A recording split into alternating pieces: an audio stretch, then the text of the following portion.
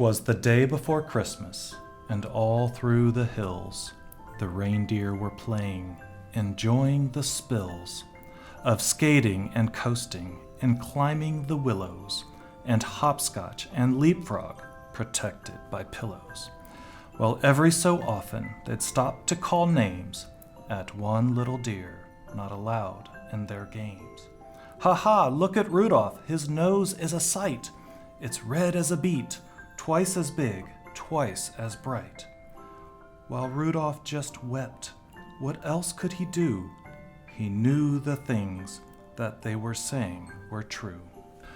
Where most reindeers' noses are brownish and tiny, poor Rudolph's was red, very large and quite shiny. In daylight it dazzled, the picture shows that. At nighttime it glowed like the eyes of a cat. And putting dirt on it just made it look muddy. Oh boy, was he mad when they nicknamed him Ruddy. Although he was lonesome, he always was good, obeying his parents as good reindeer should. That's why, on this day, Rudolph almost felt playful. He hoped that from Santa, soon driving his sleighful of presents and candy dollies and toys for good little animals, good girls and boys, he'd get just as much, and this is what pleased him, as the happier, handsomer reindeer who teased him. As night and a fog hid the world like a hood, he went to bed hopeful. He knew he'd been good. While way, way up north, on this same foggy night, old Santa was packing his sleigh for its flight. "This fog," he complained, "will be hard to get through." He shook his round head, and his tummy shook too. Without any stars or a moon as a compass, this extra dark night is quite likely to swamp us. To keep from collisions, we'll have to fly slow. To keep our direction, we'll have to fly low. We'll steer by the street lamps and houses tonight in order to finish before it gets light. Just think how the boys' and girls' faith would be shaken if we didn't reach 'em before they awaken. Come Dasher, come Dancer, come Prancer and Vixen, come Comet, come Cupid, come Donner and Blitzen. Be quick with your suppers, get hitched in a hurry. You too will find a fog, a delay, and a worry. And Santa was right, as he usually is. The fog was as thick as a soda's white fizz. Just not getting lost required all Santa's skill, with street signs and numbers more difficult still. He tangled in treetops again and again, and barely missed hitting a tri-motored plane. He still made good speed, with much twisting and turning, as long as the street lamps and house lights were burning. At each house, first noting the people who lived there, he'd quickly select the right presents to give there. By midnight, however, the last light had fled, for even big people have then gone to bed. Because it might wake them, a match was denied him. Oh my, how he wished for just one star to guide him. Through dark streets and houses, old Santa fared poorly. He now picked the presents more slowly, less surely. He really was worried, for what would he do if folks started waking before he was through? The air was still foggy, the night dark and drear, when Santa arrived at the home of the deer. A ledge that he tripped on while seeking the chimney gave Santa a spill and a painfully skinned knee. The room he came down in was blacker than ink. He went for a chair and then found it a sink. The first reindeer bedroom was so very black, he tripped on the rug and fell flat on his back. So dark that he had to move close to the bed and squint very hard on the sleeping deer's head before he could choose the right kind of toy, a doll for a girl or a train for a boy. But all this took time and filled Santa with gloom. while slowly he groped toward the next reindeer's room. The door he'd just opened when, to his surprise, a dim but quite definite light met his eyes. The light wasn't burning. The glow came instead from something that lay at the head of the bed. And there lay, but wait now, what would you suppose? The glowing, you've guessed it, was Rudolph's red nose. So this room was easy, this one little light. Let Santa pick quickly the gifts that were right. How happy he was till he went out the door. The rest of the house was as black as before. So black that it made every step a dark mystery. And then came the greatest idea in all history.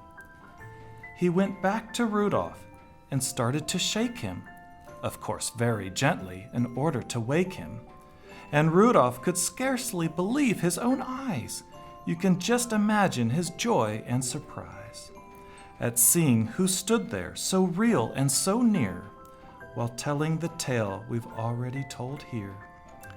Poor Santa's sad tale of distress and delay, the fog and the darkness and losing the way, the horrible fear that some children might waken before his complete Christmas trip had been taken.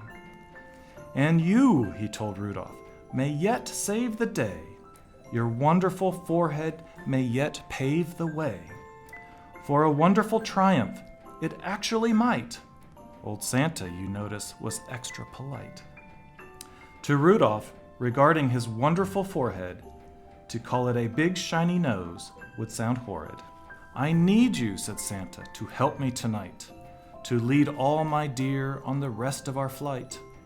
And Rudolph broke out into such a big grin, it almost connected his ears and his chin. A note for his folks, he dashed off in a hurry.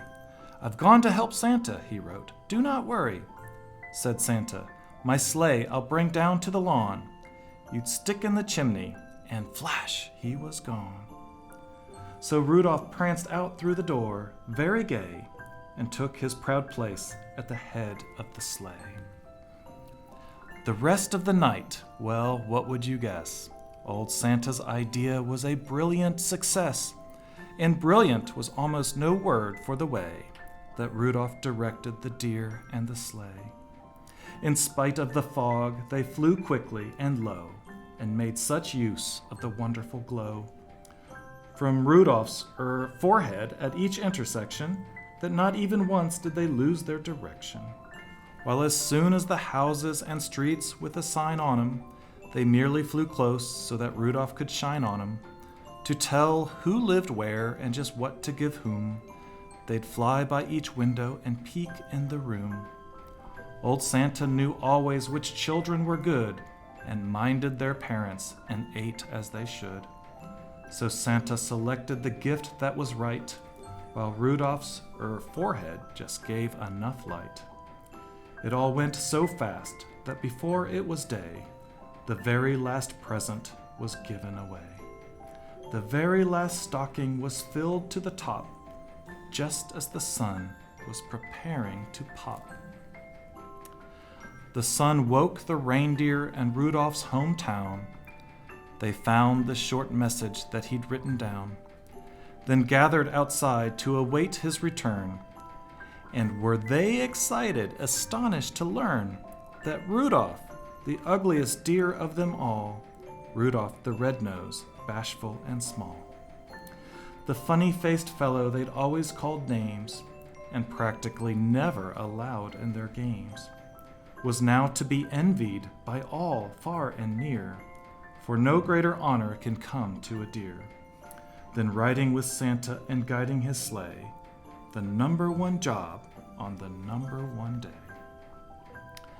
The sleigh and its reindeer soon came into view, and Rudolph still led them as downward they flew. Oh boy, was he proud as they came to a landing, right where his handsome playmates were standing. Those bad deer who used to nothing but tease him would now have done anything only to please him. They felt even sorrier they had been bad when Santa said, "Rudolph, I never have had a dear quite so brave or so brilliant as you, at fighting black fog and at guiding me through. By you, last night's journey was actually bossed. Without you, I'm certain we'd all have been lost. I hope you'll continue to keep us from grief on future dark trips as Commander-in-Chief." But Rudolph just blushed from his head to his toes until his whole fur was as red as his nose. The crowd first applauded, then started to screech, "Hooray for Rudolph!" and "We want a speech!" But Rudolph was bashful, despite being a hero, and tired. His sleep on the trip totaled 0. So that's why his speech was just brief and not bright. Merry Christmas to all, and to all a good night.